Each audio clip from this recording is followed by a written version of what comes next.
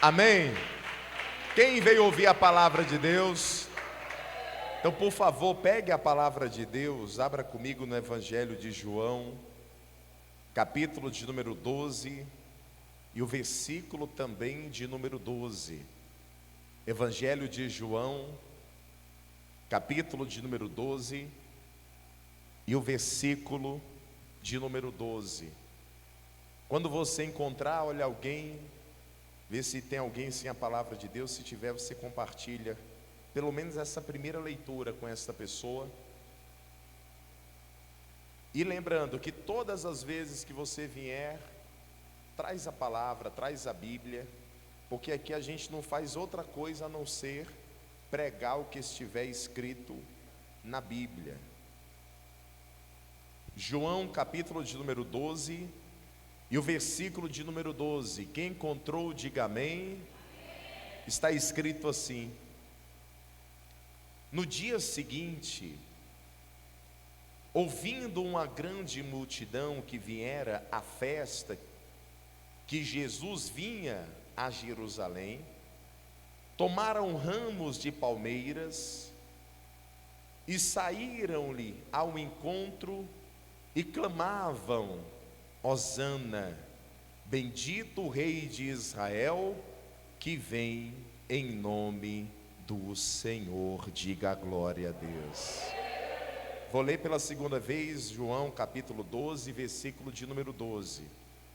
No dia seguinte, ouvindo uma grande multidão que viera à festa, que Jesus vinha a Jerusalém, tomaram ramos de palmeiras e saíram-lhe ao encontro e clamavam: Hosana, bendito o Rei de Israel, que vem em nome do Senhor.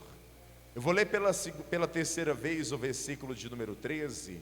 E você que está comigo aqui na casa de oração Adoradores do Reino, você também que nos acompanha pela internet, vai repetir bem alto e bem forte: tomaram ramos de palmeiras e saíram-lhe ao encontro, e saíram-lhe ao encontro, e clamavam: Hosana, Hosana, bendito o Rei de Israel, que vem em nome do Senhor, que vem em nome do Senhor.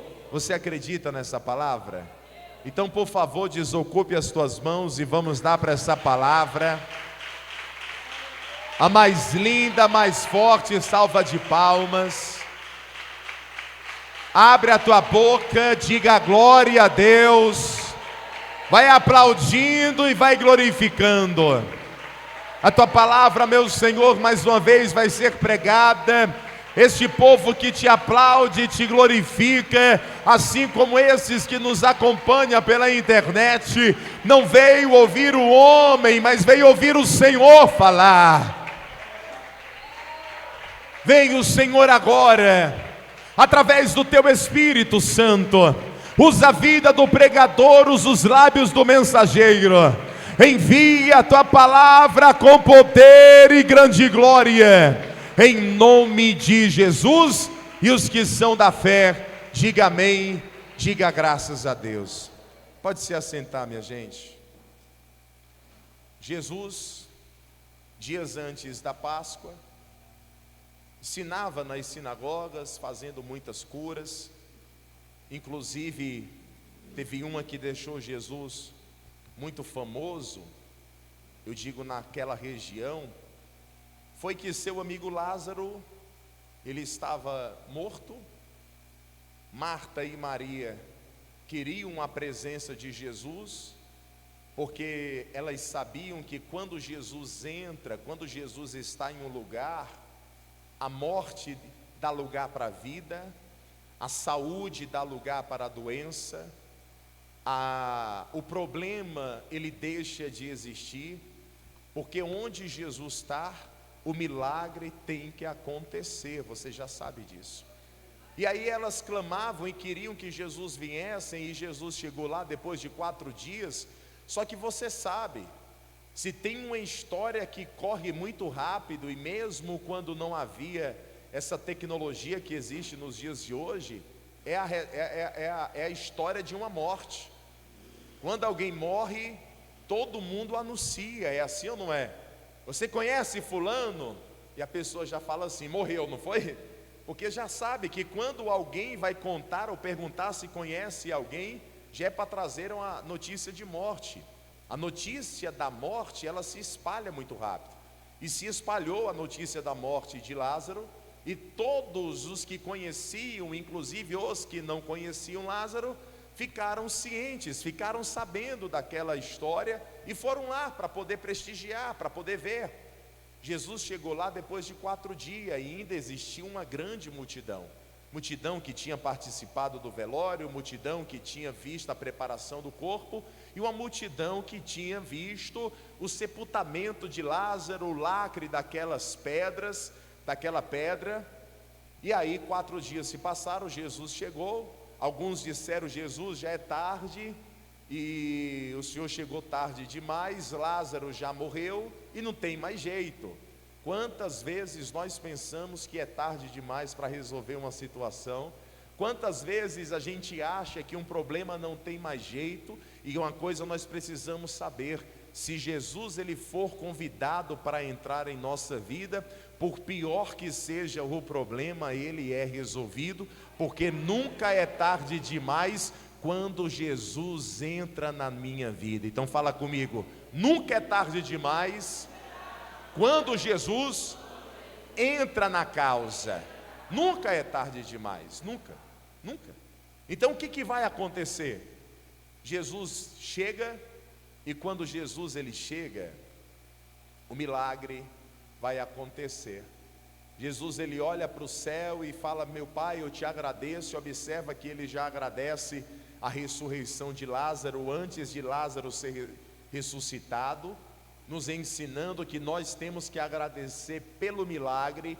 Antes do milagre acontecer, nós já temos que agradecer a Deus pelo milagre que ainda vai acontecer. Quem compreende isso, diga glória a Deus. Jesus diz, Pai, graças eu te dou pela ressurreição de Lázaro, mas Lázaro ainda não ressuscitou. Eu bem sei que tu me ouves, mas eu faço essa oração para que esses que estão aqui saibam e vejam. E Jesus vai fazer a oração, e Lázaro ele vai ressuscitar. E todo mundo ficou abismado com aquilo, porque eles nunca viram um morto ressuscitar. E pela primeira vez eles estão vendo, não por livros, não por pergaminhos, mas eles estão vendo com os próprios olhos o milagre que Jesus acabara de fazer. E quando esse milagre acontece, todo mundo fica estarrecido. Todo mundo fica, sabe, tendo Jesus como um grande profeta. Eis que esse é um grande profeta, eis que esse é um grande rei. E todo mundo começa a passar essa propaganda de boca a boca de Jesus. Vai acontecer que dias antes, Jesus ele é convidado para voltar a Jerusalém. Marta e Maria preparam uma festa, e essa festa não é uma festa de toda Jerusalém. Essa festa é uma festa para agradecer pela ressurreição de Lázaro, uma festa que é preparada pela família de Lázaro a Jesus. E quando Jesus recebe esse convite, é claro que ele vai dizer que vai, ele vai dizer, claro que eu vou, eu estive com você no choro e eu também estarei na alegria. E escuta aqui uma coisa, existe um mandamento, que nós devemos chorar com aqueles que choram e devemos nos alegrar com aqueles que se alegram. O momento pode ser de choro, mas muito breve vai ser um momento de alegria, e nós vamos nos alegrar juntos para a glória de Deus, o Todo-Poderoso. Jesus recebe esse convite. Jesus recebe esse convite. E Jesus recebendo esse convite, ele vai dar o positivo. Então as pessoas vão dizer, olha, Jesus vai voltar a Jerusalém, Jesus vai voltar a Jerusalém. E ficam todos esperando Jesus voltar. E eles disseram, quando Jesus vier, nós vamos fazer uma festa. Quando Jesus vier, nós vamos fazer uma grande recepção para ele. Só que vai acontecer que antes de Jesus ir até Jerusalém, antes da entrada triunfal que nós conhecemos como Domingo de Ramos, que inclusive hoje em muitos lugares é comemorado o Domingo de Ramos, Jesus, antes de aparecer totalmente ao público, Jesus ele vai na casa de Marta e de Maria. E olha só o que é que vai acontecer no capítulo de número 12. Estou lendo João, capítulo de número 12, versículo 1. Foi, pois, Jesus 6 dias antes da Páscoa a Betânia, onde estava Lázaro, o que falecera, e a quem ressuscitara dos mortos. Fizeram-lhe, pois, ali uma ceia. E Marta, o que Marta fazia? Sempre preocupada com os deveres domésticos. A Martinha, sempre preocupado com a cozinha, com as coisas de casa. E Marta servia. Lembra que quando Jesus foi na casa de Marta e Maria, Maria estava ouvindo Jesus ensinar e Marta estava preocupada em lavar as louças? Marta sempre preocupada com os serviços domésticos. E Marta servia. E Lázaro era um dos que estavam à mesa com ele. Então lá vem de novo Maria, tomando 1 libra de unguento de nardo puro, de muito preço, ungiu os pés de Jesus e enxugou-lhe os pés com seus cabelos. Ela pegou unguento, ela pegou o nardo puro. Esse nardo custava 300 dinheiros, 300 denários. Para você ter uma ideia, um dinheiro era uma diária. Ela estava colocando ali nos pés de Jesus o equivalente a 300 dias de trabalho. É como se você trabalhasse o ano todo e pegasse tudo aquilo que você trabalhou na sua diária do ano todo e tivesse ali jogando aos pés de Jesus. E Maria estava fazendo isso. Revoltado com aquela situação e com aquela cena, estava Judas. E Judas, olhando para aquilo, o coração dele se encheu de ira. Por que ela está fazendo isso? Ungindo Jesus com esse perfume tão caro? Não poderia ela vender e entregar aos pobres?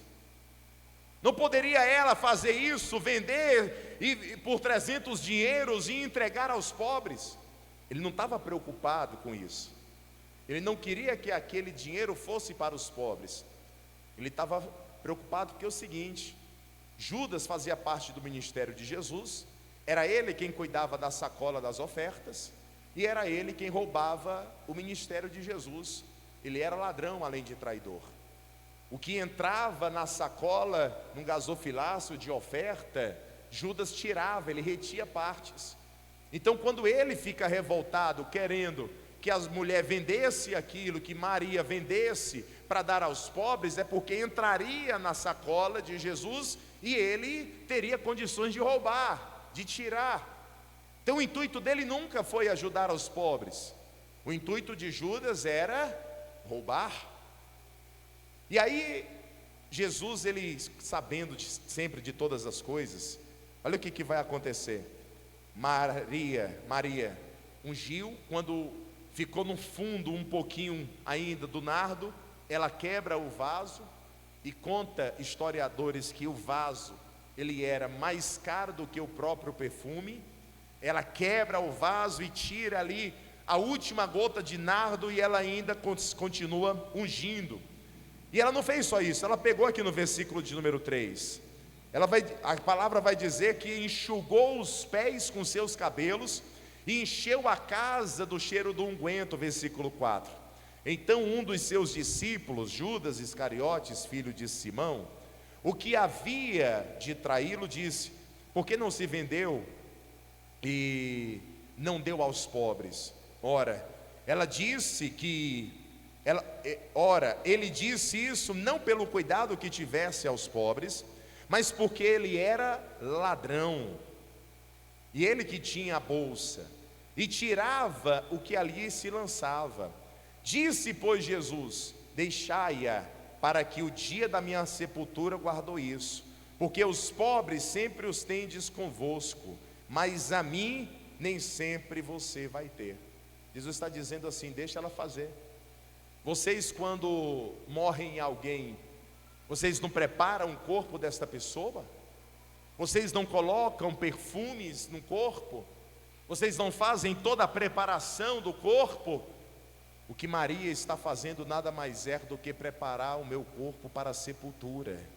Dentro de alguns dias eu não estarei mais aqui com vocês, disse Jesus. Ela está já me preparando para a sepultura.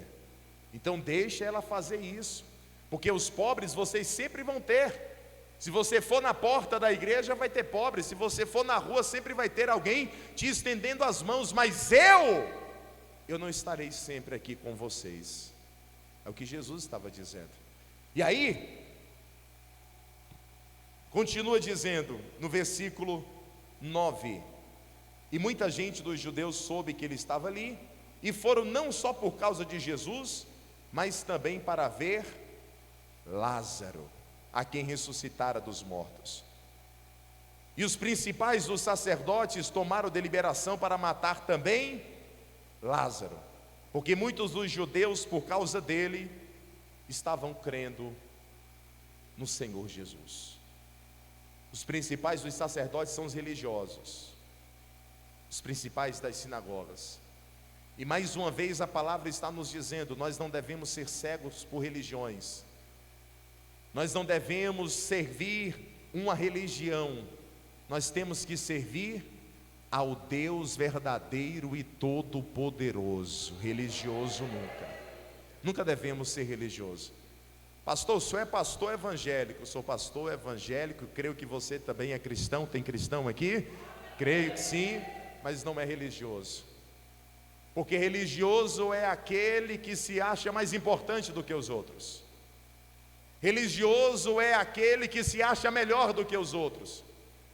O religioso é aquele que acha que todo mundo ele pode errar quantas vezes for e Deus vai perdoar ele, mas alguém que errou na vida nunca deve ter o perdão de Deus. É assim o religioso. O religioso é desse jeito.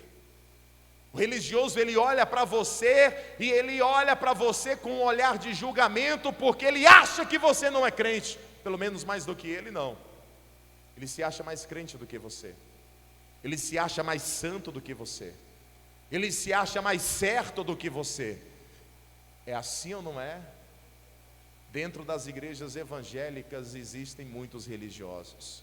Incrível, porque a palavra de Deus nunca vai dizer que Deus está procurando na terra religiosos, não. A palavra de Deus vai dizer: os meus olhos estão em busca daqueles que me adoram em espírito e em verdade. Aquele que adora ao Senhor, esses estão sendo procurados por Deus. Ele não procura religioso, ele procura adoradores do reino. Tem adoradores do reino aqui?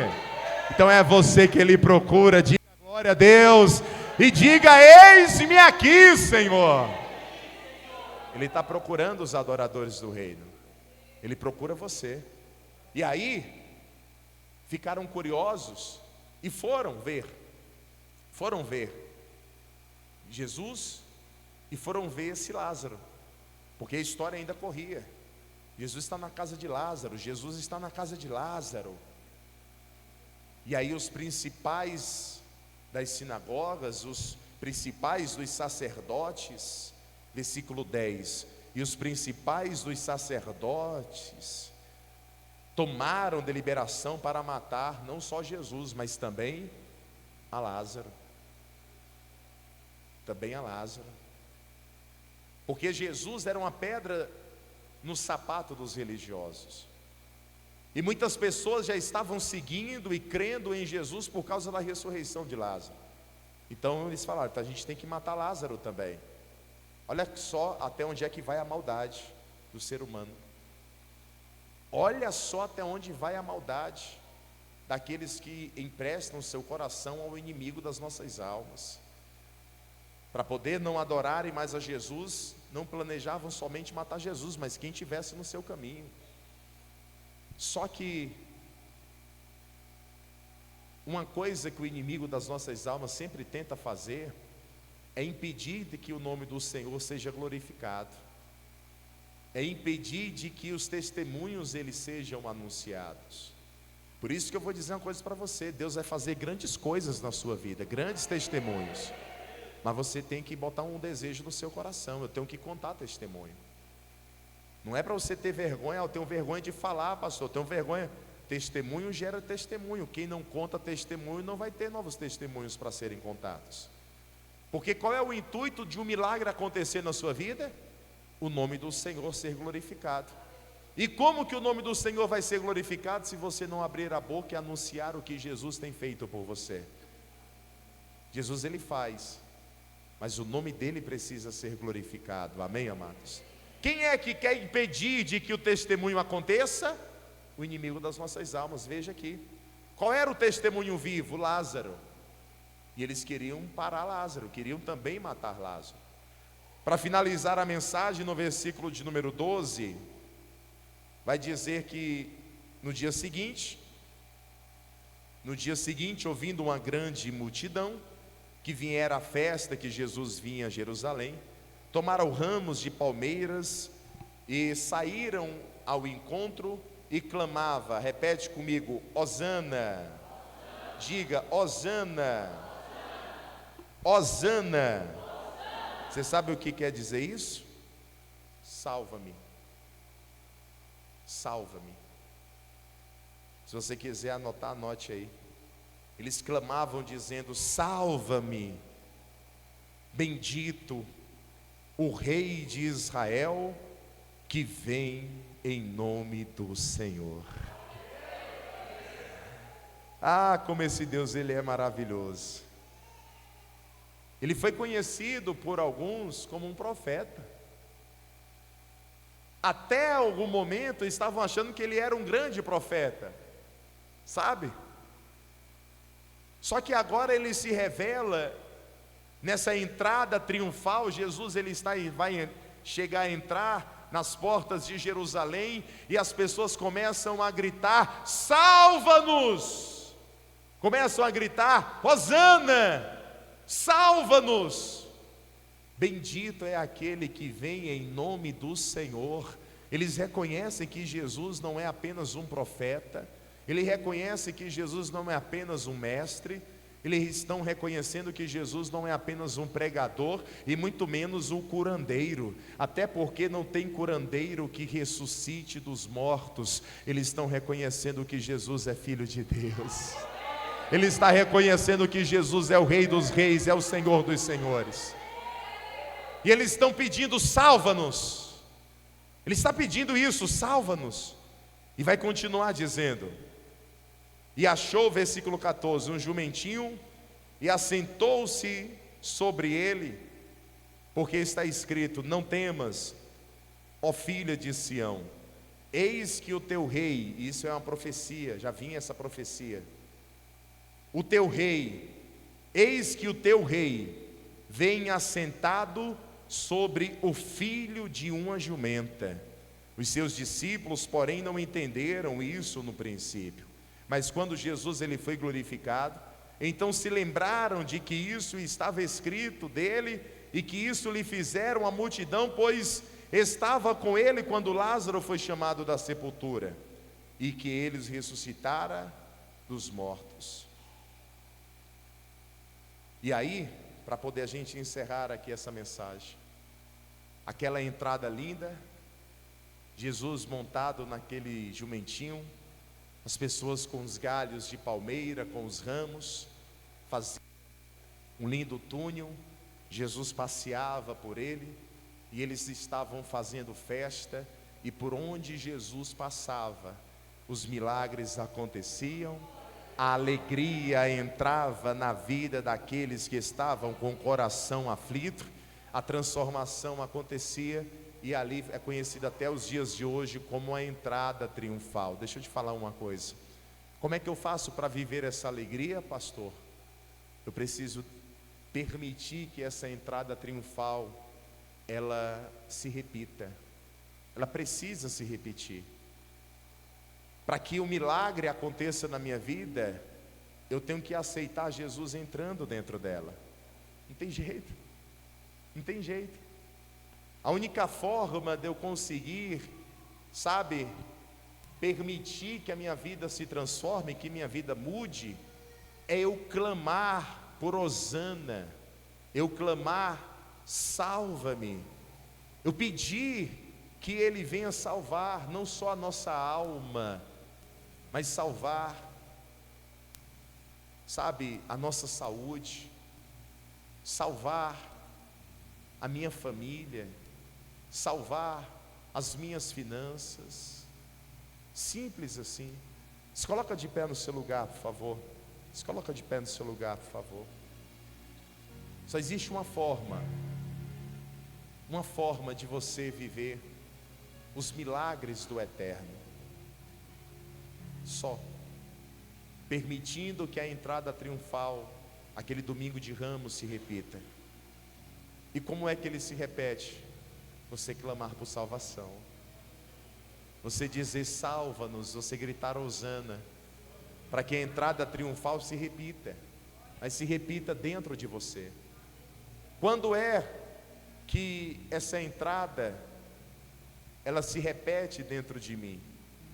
Quando eu aceito Jesus como meu Senhor e Salvador, quando eu reconheço que Ele é o Rei dos Reis, que Ele é aquele que vem em nome do Senhor, quando eu reconheço que Jesus é Filho de Deus, e quando eu aceito Ele entrar na minha vida. Muitas vezes Jesus, Ele não tem uma entrada triunfal, muito pelo contrário, Ele tem um desprezo triunfante. As pessoas desprezam Jesus por tão pouco, as pessoas desprezam Jesus por tão pouco, sabe?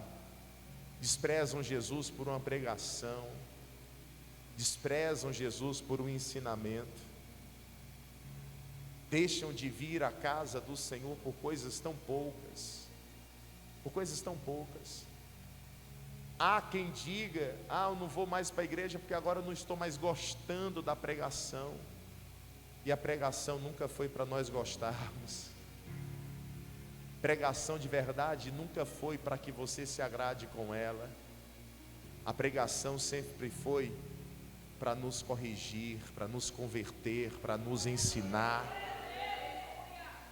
É para isso que tem a pregação, que senão não precisava pregar.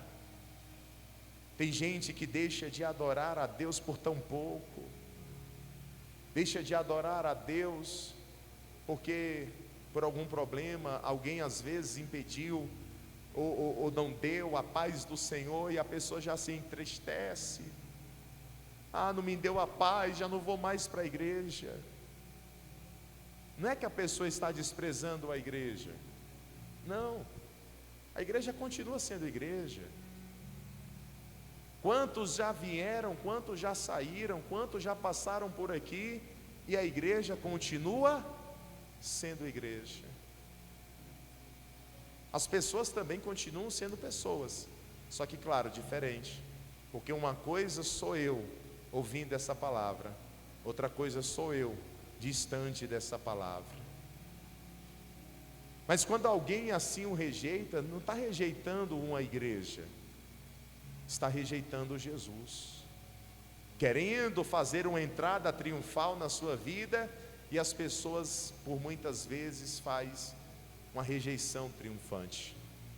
Eu quero te convidar para que você deixe Jesus entrar em você, para que Ele faça uma entrada triunfal, e que você grite hosana, que você diga salva-nos. Como que eu faço isso, pastor? Quando você entrega a sua vida para Jesus.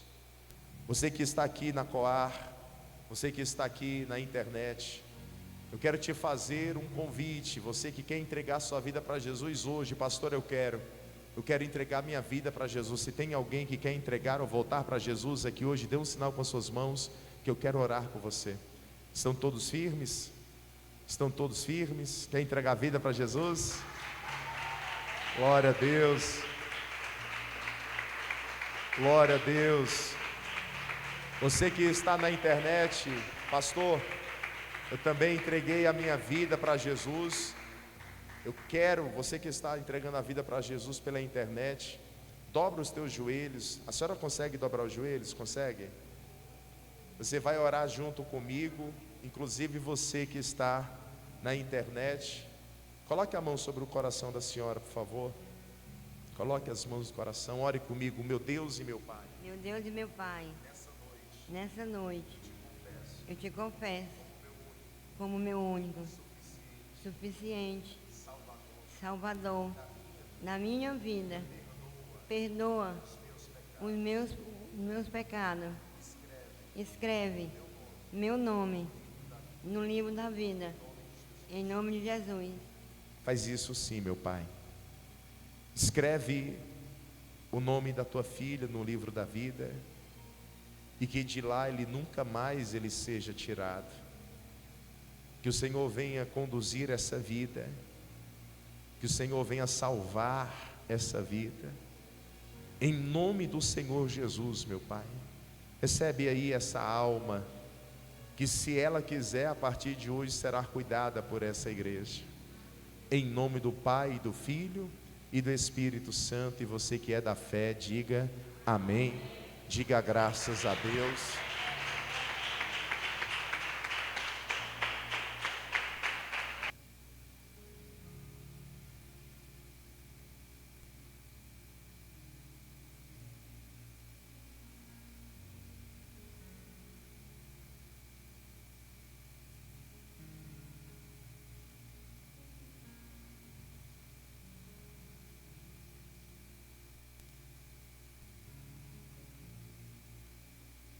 Você que está nos acompanhando pela internet, procura uma igreja que pregue a palavra de Deus, e lá congregue e adore ao Senhor, tá bom? Que Deus te abençoe, em nome de Jesus.